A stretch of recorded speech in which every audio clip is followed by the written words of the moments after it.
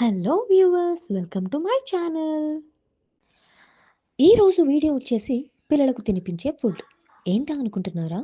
నేను మా super star కోసం చేసిన రైస్ పోరేజ్ రెసిపీని షేర్ చేస్తున్నా. బేబీకి 6 మంత్స్ వచ్చాక రైస్ అలవాటు చేసే ముందు సీరియల్ స్టార్ట్ చేస్తే చాలా బాగుంటుంది. మరి లేట్ చేయకుండా రైస్ పోరేజ్కి ఏమేం కావాలో చూద్దామా? ముందుగా స్టవ్ మీద ప్యాన్ పెట్టుకుని 2 కప్స్ రైస్ని డ్రై రోస్ట్ చేసి పక్కన పెట్టుకోండి.